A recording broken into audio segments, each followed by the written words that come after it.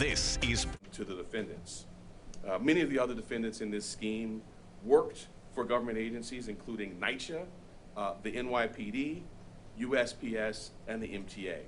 In total, the defendants were able to submit 170 fraudulent applications to DOL, netting approximately $1.2 million. Stealing the identity of New Yorkers, many of them homeless, and defrauding a critical social safety net program during one of the most challenging times in our city's history is downright shameful, and we allege criminal. What's more, and I say this as someone who's been a public servant and continues to be one and cherishes and trusts that public trust put in us, many of the defendants worked in government positions of trust. This type of conduct by our public servants is unacceptable and, as we allege, criminal.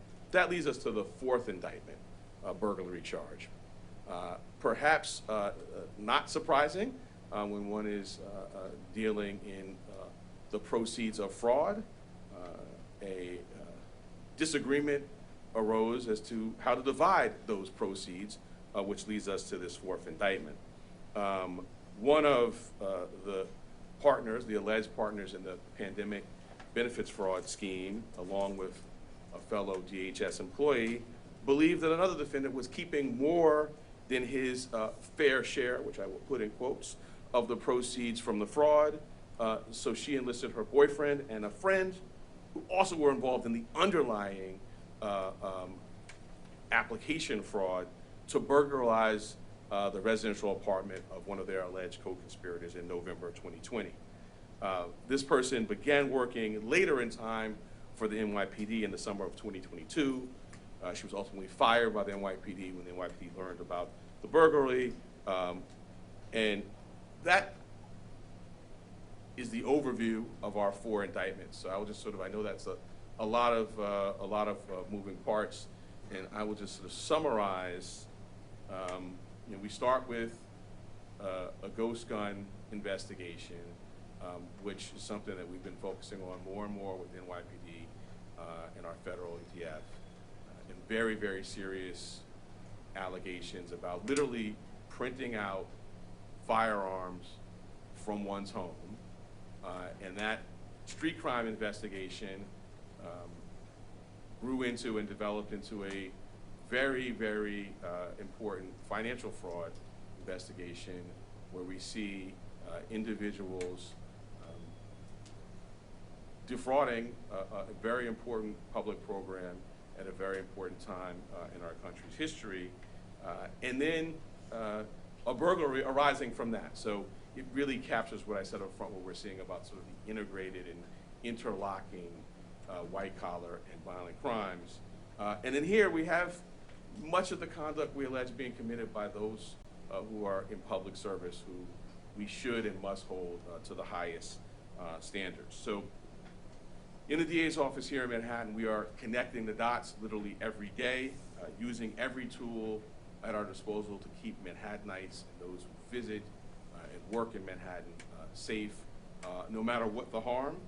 And so I again want to thank the outstanding team, which is working in court, many of them as we speak, and our great partners for what is, while some of these tools may be new, this is old-fashioned, great investigative work, which our partners have been doing. I don't want to date folks, but for a long time and doing it very, very capably. So honored to work with them, and as I said, really honored to work side by side with the great ADAs and professional staff here. I think we'll now take some questions, right? Just walk us through exactly how many defendants work in public service, what their jobs are, and did any of them, the size of the DHS employees, use their abilities as part of this, or is this team or using So let's divide it into three categories. You have the DHS employees who certainly, we allege, abused their authority. And then you have, so that's sort of the front end of the fraud. And then delivering the procured fraudulent checks, you have the letter carrier who also, we allege, abused his authority. The employees of the NYPD and the MTA, who I mentioned, I think we should hold them, and NYCHA hold them to high standards, but they did not, it was not I would say, breach of the public sense in a general sense, but they did not use their positions. The letter carrier is literally on his route, and pulling things out, and the DHS employees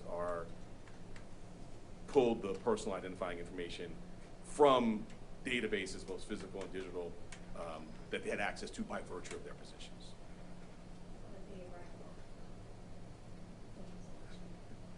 I just want to make sure I'm clear. The DHS employee who you alleged was involved in the ghost gun operation is also allegedly involved in the fraud as well? That is correct. Okay. Do you have the name of that defendant? I'm not at liberty at this time to share. When the arraignments are over, we'll be able to provide some more information. The comms team can get you some additional information. Bragg, can you clarify if the one NYPD, or if there was just one NYPD employee, and if that was the school safety officer? It was the position was a school safety agent, and I sort of gave a bit of the time that the conduct when they learned about it. The person is no longer with the NYPD. So yeah, that's correct.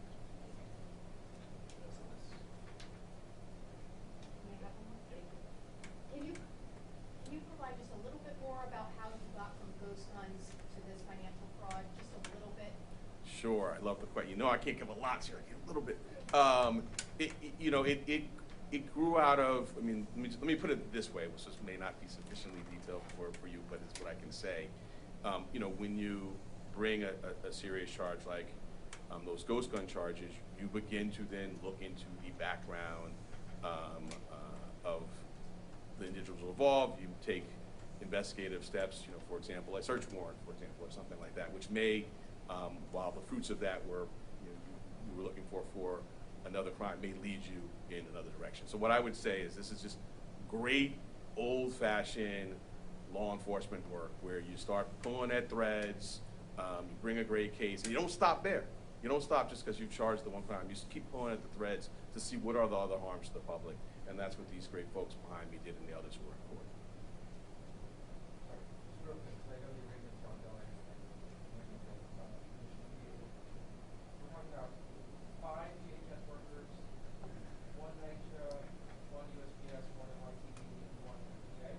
You said that pretty fast. I think that's accurate. I think what we can do that's helpful is very shortly after provide a demonstrative that is going to be redacted for the moment and perhaps unredacted even shortly after we conclude. I think we have a couple.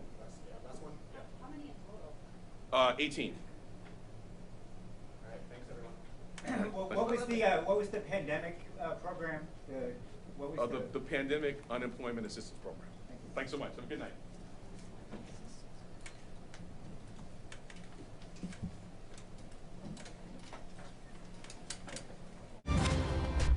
This has been breaking news.